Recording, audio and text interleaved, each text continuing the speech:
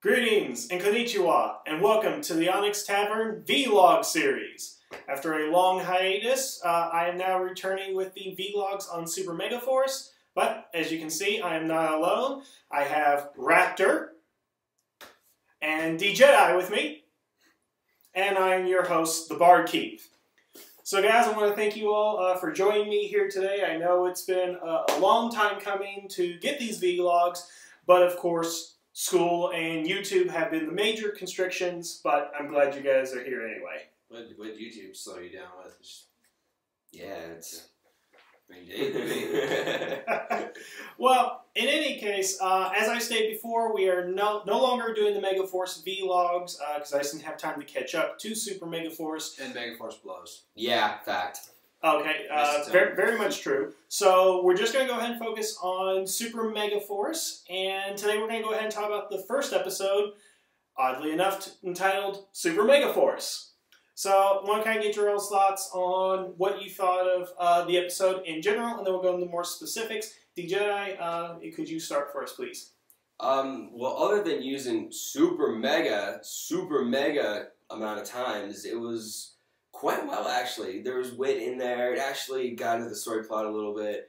Kind of getting the powers and the transition from Megaforce to Super Megaforce seemed interesting. Overall, I thought the writing was actually quite well, and it actually looks like Saban's focusing it towards not only the fans, but still keeping in mind the age they're always having shooting for, which is the 4 to 9-year-old is generally.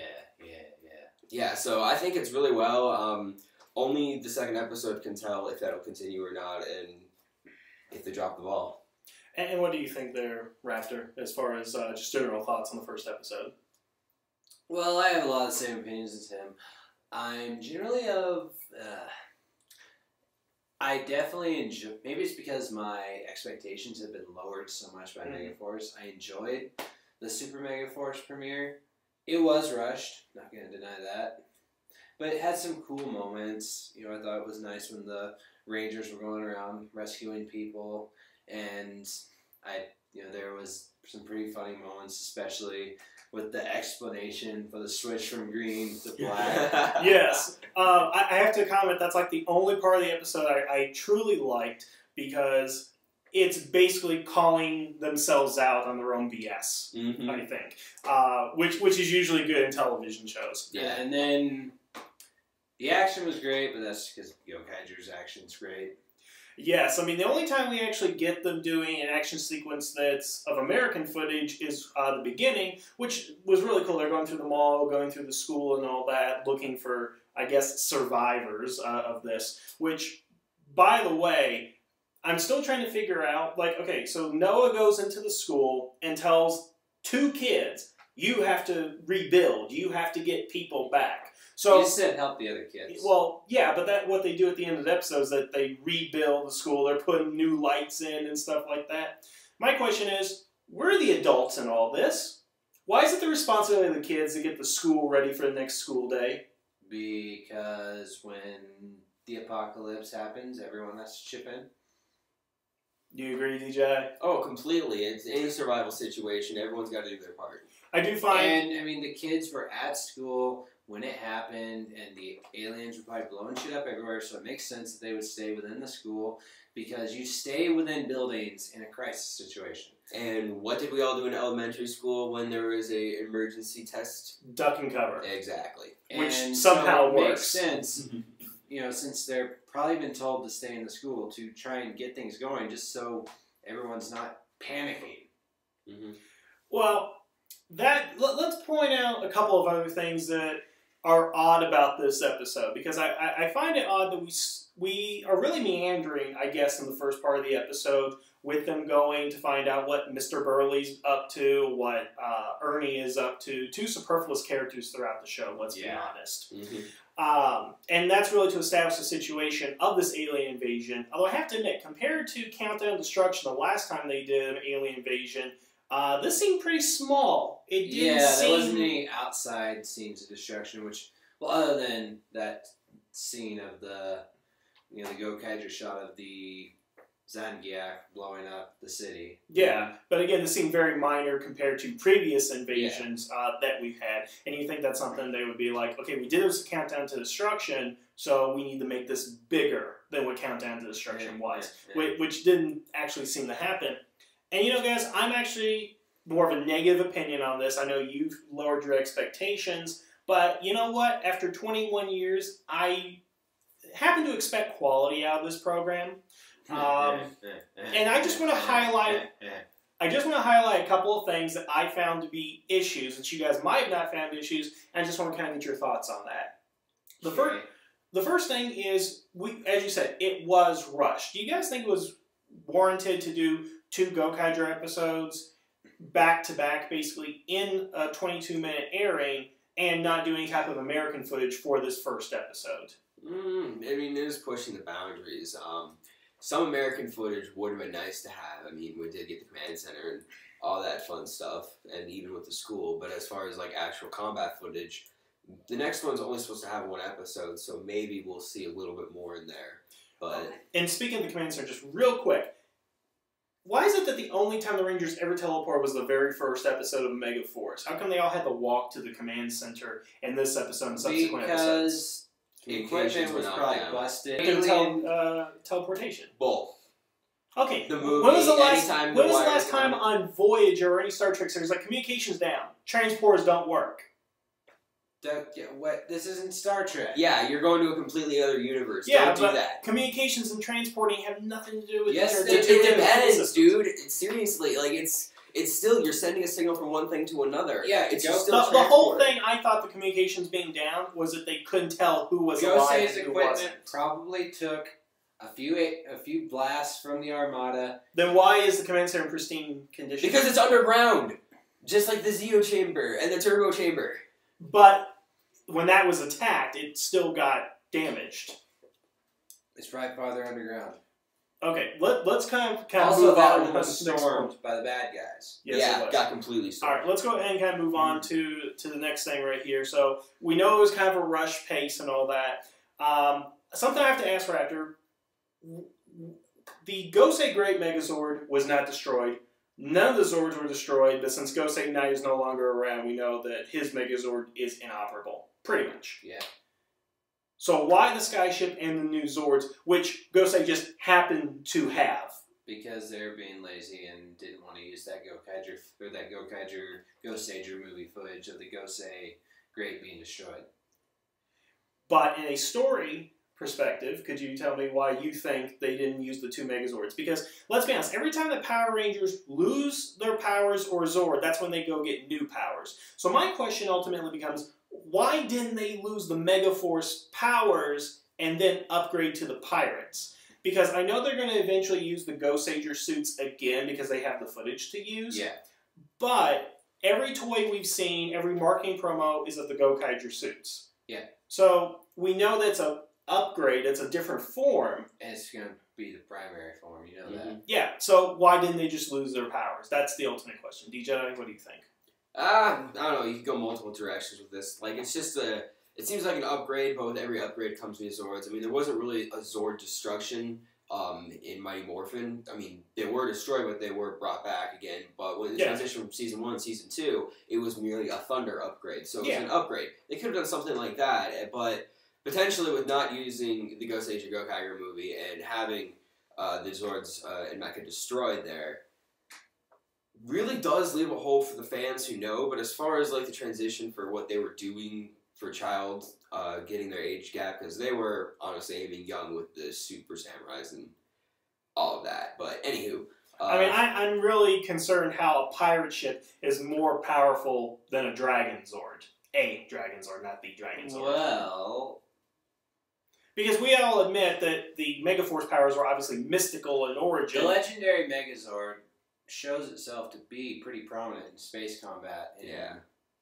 I forget which episode Gokaiger. The first one. Yeah. That space combat, that thing showed that it's pretty good in space. And I'm hoping we do get some space combat in the series. That would be sweet. I mean, we know they can do space combat original footage, but that might be asking too much. Hey, when you get to Tokyuger, we get train on train air combat. Dude, yes. Another issue that I had, which may be nitpicking and all that, but was anybody else bothered by the fact that when they changed into the other Ranger teams, the music or the theme songs for those teams were not playing in the background? Yeah, that was kind of... I mean, it was... I mean, the fact that he says this is a historic moment for the Power Rangers, then they turn to the Samurai Rangers and don't have the Samurai theme playing in the background, it really loses that moment. It would. I mean, I think, judging by the fact that in Once a Ranger, Adam didn't morph to the Mighty Morphin Power Rangers. But that was because of copyright issues. Saban had the original theme, and now it's owned by Saban, and they have the original theme. I think maybe since they don't have the themes for Mystic Force and all the other Disney series, that they're just going to skimp on that.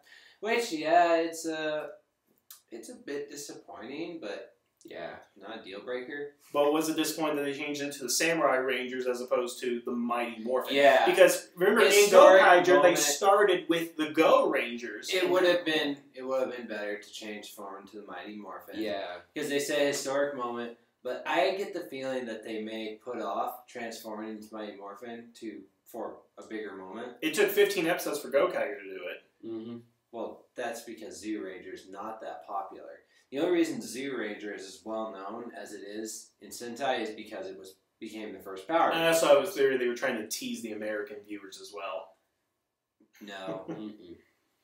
I mean, you could probably guess that with the transforming to the Go-Rangers and using the RPM Rangers' weaponized gauntlets. Yeah, I mean, we'll agree that there's a lot of influences in Sentai of late. Something else I want to go ahead and hit on was Mr. Burley's speech at the end. Yeah, it was dumb. Okay, I get why he's doing it, because it's supposed, I think we call that a wraparound, but also, I don't understand this whole thing about, like, the kids saving the day at the school and all that. I know there's this whole empowered thing that Bandai is trying to do, or Saban's trying to do, I forget which one, but... empowerment thing that's always been around in Power Rangers? No, there's actually the Empower on the website and everything. Like, that's a thing they're doing now. That's just something they've always done, though. Yeah, but, okay, when was the last time the Juice Bar, like, you had a bunch of high school, or Angel Grove High School, that they actually used kids to fix up the place anytime a monster attack happened? Never. Okay, yeah. Well, it could be just a traditional, like, teacher pep talk as you kids are. Well, also... I mean, that's a good message to send to kids. Exactly. I mean, okay, I mean, if you were in their situation, your teacher would give a speech like that because the teacher's job would be to give some sort of... That speech that Burley gave to them was a bigger speech than any of my teachers ever gave me after 9/11. And this was like a bigger thing in the Power Rangers universe. All these aliens attacking, he gives this big old speech and stuff, Well, 9/11 didn't happen in your school. Yeah, like, it didn't affect you on a, like, it's coming through that fucking window. Okay. You guys are ganging up on me once again. Okay. Let me ask this question, because obviously you guys liked it. I was supremely disappointed by this episode. Thinking we'd had a few drinks when we watched it. And since I'm always sober, that's how I viewed it. But let me ask this question. Name me something negative about the episode that you did not like, you did not agree with the direction that they went. Okay, this is immediately apparent, it's probably going to bother me for the rest of the series. Okay. The Rangers' personalities not matching up with their Go-Kaiger counterparts. Yes. Bingo. And something that was pointed out on Hirotaku was all of a sudden you have Jake going from being a physical axe wielder to a sharpshooter. Yes, and Noah. Yeah, Noah, who was a sharpshooter, going to being a physical swordsman. And it's interesting to note as well that in Go-Kaiger, what they did was, the reason Joe has two swords is because that's his preference. Now their explanation is, oh, it's double the power. Yeah. And I'm just like, could it not be his preference that he would rather use two swords? I mean, why does it have to double the power? You know what probably would have been better is if they did some American footage of him relying on the blasters, and then when they get to the episode where he... Yeah, no build-up in Megaforce to those points. Yeah, because they're doing the episode where he meets the Sword Master and learns from him, so Maybe if they would have held off until that point. True. D-Jedi, what did you not like about it? I definitely agree with Raptor on the personalities. I mean, Don was definitely a comedy relief for Gokaiger, and I loved him. Oh yeah, Don was probably my favorite character in that whole series, and then Guy came along and right there. Exactly. So, But any other things you did not like about the episode that we haven't mentioned? not really. I mean, they did kind of rush into getting the Super Megaforce ability and powers and Ranger keys and being access to that. But granted, it was 22 minutes. They kind of did have to say, "Hey, let's go." And actually, something else I want to bring up: they can only use the powers for a short amount of time, or they're going to wear out. Yeah, that's kind of cool. No, first of all, the Gokaiger didn't have that limitation. Why must there be a limitation on it? Why are we imposing this? It's kind of like Go-On Journey. It makes the legendary powers more special. Yeah, it makes them appear to be that much more powerful than they are actually. And because of that, it has a more stronger wear and tear. Not only does the Super Megaforce, you could argue, but Gokaiger didn't have that and didn't make it any less. You could argue that Gokaiger cheapened them by them transforming into a different team every 30 seconds. I wouldn't necessarily say that. That's but with the rules of Power Rangers, don't change. Remember the Red Flash? Like, I watched that video the other day, and it's literally what happens. I can't remember which episode of Gokaiger actually is, and I honestly hope it gets adapted. What is this episode? Oh, I'll show you the video after this, but and we'll put a link up too. Actually, you guys will like it, but it is Guy and Marvelous getting fused together. Oh, that thing! The DVD special. And they go through all this DVD every special. Red Ranger in order. Yep. Yeah. So I kind of was watching that, and like they go Mighty Morphin there. So kind of like it's like in the middle of the fight. So them actually jumping in there would be interesting if they did. So that could be a fun side episode. But he and I looked at the episode listing.